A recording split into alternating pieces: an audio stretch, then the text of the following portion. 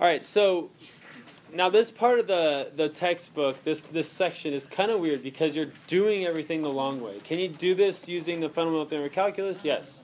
Okay, but how would you do it the long way? Let me show you. You would want to split it up into two different intervals.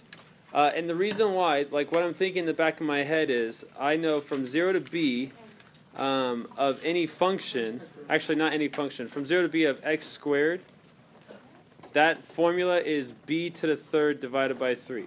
Right? That's how I would find the area underneath that curve. But I'd have to start at 0 and end at b.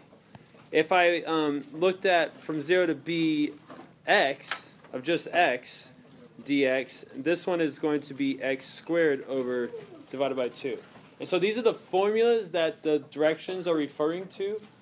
We proved this one using Riemann sums as we took the number of rectangles as it went to infinity. We did that in the video too. That was an example. I think it was example 5. So that's what I'm going to do. I'm going to try to split this up, this integral up, to look like one of these so I can use these formulas. I want to use this guy and I want to use this guy to find the area underneath the different parts of the curve. Now this is kind of more tricky because they don't give us an exact number right here. Are we starting at 0 right here? No, we're not. But we have to start at 0. So that's what the formulas are from. The formulas go from 0 to b. So if I want to use this formula, I gotta have it be in that interval. So the first one that I think is kind of obvious is 0 to 1, and that would be a x squared plus x dx. That one's kind of obvious to me. And then you can split it up. Actually, let me finish the other part. So plus, now I'm going to have to add the other interval. Now if I'm looking at my graph, 1 is right here, and negative a is going to be somewhere over here, right? We don't know exactly where it's at. But if this is 1 and this is negative a, I can go from negative a to 0, and then I would have a 0, right?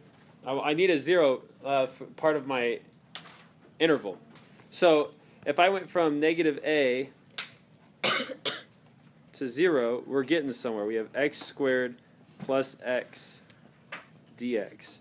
Now, in order to use these formulas, the 0 has got to be on the bottom. We got to go from 0 to whatever, right? Yeah. So can I flip these? Yeah. And you can flip those. Yeah. So that would make it negative, right?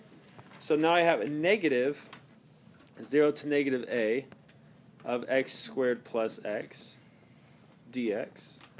And over here I have from 0 to 1 x squared plus x dx. Now I can split things up and use formulas. Now I'm going to write it all out, but of course you can probably take some shortcuts and not have to write everything that I'm writing. So I'm going to split this up because of this plus sign right here. So it's going to be from 0 to 1 of x squared dx plus from 0 to 1 of x dx. So that's that first one split up.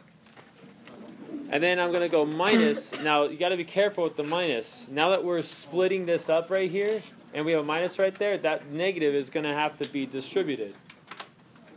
So it's going to be minus from 0 to negative a, x squared dx, and then minus 0 to negative a, x dx.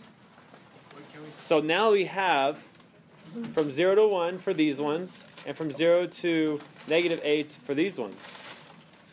These are my b's. The 1 is a b, and a negative a is a b. Can I just plug those into these? Those are your formulas. Sorry, I almost didn't finish this recording. I almost forgot. Like I was saying, I have to plug in formulas for these. Now, these ones are the x squared ones, and so or use formulas for these. So for the x squared ones, we plug in the b, which is the upper part of our integral, 1 and 1. 1 and negative a into that. So it's going to be 1 to the third power over 3. And then I'm going to go ahead and do this out of order just so I can use the same formula right here. And then negative a raised to the third over 3. And then we're going to have a plus. And now we're going to do this one. And that's for this type of integral. So we're going to use this formula. So it's going to be 1 squared, see x squared. Actually, that shouldn't say an x, actually, that should say a b. Oops. It's been like that the whole time. So that's b squared or 1 squared, and then the other one's going to be negative a squared. And since it says minus, I'm going to put a minus there. Oh, divided by 3. So we have negative a, I'm running out of space here, negative a squared divided by 3. Alright, and with a little simplifying, we can finish the job here. Hold on, let me give myself some more space now. So I get 1 to the third, which is 1, and then I have 3 minus, now a to the third is going to be a negative a to the third, so that's going to be positive right there, over 3 plus 1 to the third, because that's, 1 squared, just 1, and then negative a squared is going to be a positive a squared, so that negative stays the same. I could add these two constants, so I get a to the third over 3 minus a squared over 3 plus 2 over 3, and that is our answer. Sorry, I got a little messy there at the end.